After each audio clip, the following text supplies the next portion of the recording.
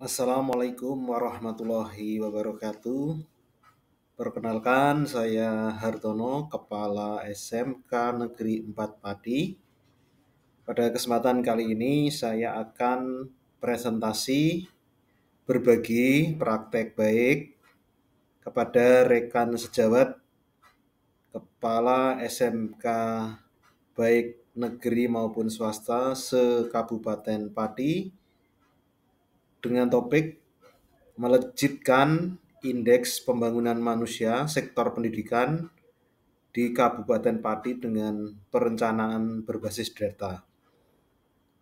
Pada presentasi berbagi praktek baik ini, sasarannya sebanyak 47 kepala sekolah yang kesemuanya tergabung dalam musyawarah kerja kepala sekolah Kabupaten Pati.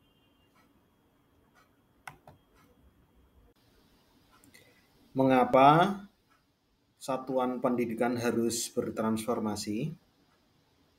Karena sebagai satuan pendidikan harus selalu menjaga penjaminan mutu pendidikan, sehingga satuan pendidikan dapat memberikan banyak peluang untuk maju secara dinamis. Transformasi pendidikan juga dapat memberikan manfaat kepada stakeholder atau pemangku kepentingan. Sesuai dengan filosofis Ki Hajar Dewantoro, bahwa tujuan pendidikan adalah untuk memerdekakan dan bermakna, yang pada akhirnya dari semua layanan pendidikan menghasilkan perubahan positif untuk warga sekolah.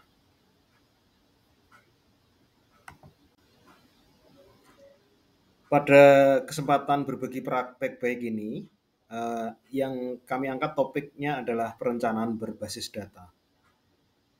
Kita dari 47 SMK di Kabupaten Pati ini tentunya wajib berkolaborasi sesama anggota MKKS. Tujuannya untuk mencapai tujuan bersama. Karena saat ini berbagai tantangan pendidikan bisa diselesaikan dengan kerjasama. Salah satu metode yang dipakai adalah perencanaan berbasis data. Sesuai hasil Badan Pusat Statistik Provinsi Jawa Tengah terkait indeks pembangunan manusia, khususnya di Kabupaten Pati, pada saat ini positioningnya berada pada urutan ke-17 dari 35 kabupaten kota se-Jawa Tengah. Nah, dengan positioning ini harus diselesaikan secara kolektif oleh seluruh pemangku kepentingan agar tujuan bisa dicapai dengan efektif. Berikut ini adalah bagan tantangan pendidikan di satuan pendidikan, di mana terdiri dari komponen murid, kemudian guru, kepala sekolah, dan komunitas belajar. Ada berbagai tantangan antara lain terkait pembelajaran, terkait lingkungan belajar, terkait kepala sekolah dan guru. Di mana hasil belajar murid belum begitu optimal. Khususnya terkait rapor mutu pada bagian literasi dan numerasi masih rendah, anak belum mampu berpikir kritis, keterampilan capaian kompetensi anak berdasarkan kondisi sosioekonomi yang masih kurang. Inilah berbagai tantangan pendidikan yang dihadapi saat ini. Ini adalah siklus peningkatan layanan pendidikan, dimulai dari inisiatif pemerintah pusat dengan Merdeka Belajar, di mana Kemendikbudristek melalui berbagai program seperti penerapan BOS, kemudian guru penggerak, komunitas belajar, kurikulum merdeka, asesmen nasional, dan perencanaan berbasis data. Kemudian di breakdown ke pemerintah daerah dengan berbagai kebijakannya. Kemudian di satuan pendidikan dengan 4 komponen yang ada di satuan pendidikan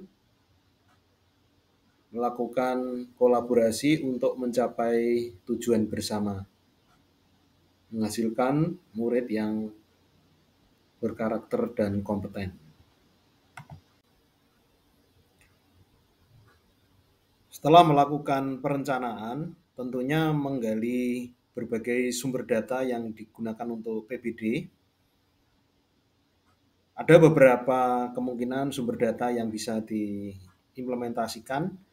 Yang pertama adalah hasil asesmen nasional yang berbentuk rapor mutu pendidikan. Kemudian berbagai kritik, saran masukan dari pihak yang berkepentingan ataupun saran masukan dari pemangku kepentingan yang lain. Ini contoh minimal 3 sumber data yang dipakai untuk PBD, asalkan semuanya bukan berdasarkan asumsi. Inisiatif Merdeka Belajar hadir untuk memudahkan sekolah menerapkan siklus peningkatan layanan.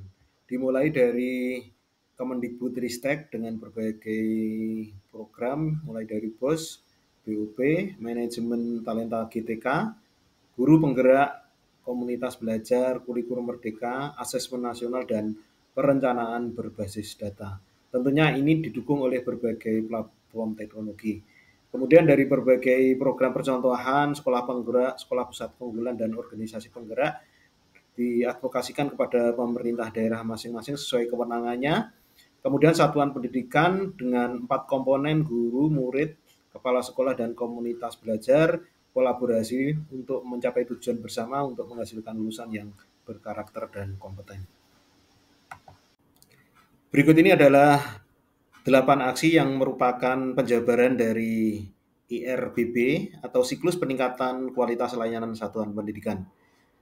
Tahapan pertama yaitu mengikuti asesmen nasional sebagai upaya mendapatkan data kondisi layanan. Kemudian yang kedua, kepala sekolah memimpin diskusi bersama warga sekolah. Yang ketiga, kepala sekolah memimpin refleksi penentuan fokus peningkatan layanan untuk tahun ke depan. Yang keempat, bersama warga sekolah, kepala sekolah memimpin penyusunan perencanaan pembelajaran di tingkat satuan pendidikan. Yang kelima, memetakan kebutuhan peningkatan kompetensi agar PTK mampu melaksanakan perbaikan layanan. Yang keenam, mereka program kegiatan dan anggaran di dalam RKAS. Yang ketujuh, implementasi rencana pada tahun ajaran baru dan memanfaatkan komunitas belajar untuk meningkatkan kompetensi PTK. Yang kedelapan, revisi perencanaan dan penganggaran berdasarkan hasil refleksi dan kebutuhan yang baru. Nah, dari 8 aksi ini intinya ada 4, yaitu identifikasi, refleksi, benahi pada perencanaan, dan benahi pada implementasi. Ibu Bapak Kepala Sekolah se-Kabupaten Pati, demikian berbagai siklus perencanaan berbasis data yang diterapkan di satuan pendidikan dengan langkah IRBB, identifikasi, refleksi, benahi dalam perencanaan, dan benahi dalam implementasi. Nah, saatnya 4 tahapan tadi kita berikan penguatan melalui strategi umpan balik yang ada di lembar kerja. Ini saya sampaikan sebuah link, Ibu Bapak dimohon untuk mengisikan berbagai perencanaan yang akan diterapkan di satuan pendidikan masing-masing pada link yang sudah disediakan. Demikian paparan berbagi praktek baik terkait perencanaan berbasis data. Saya akhiri. Assalamualaikum warahmatullahi wabarakatuh.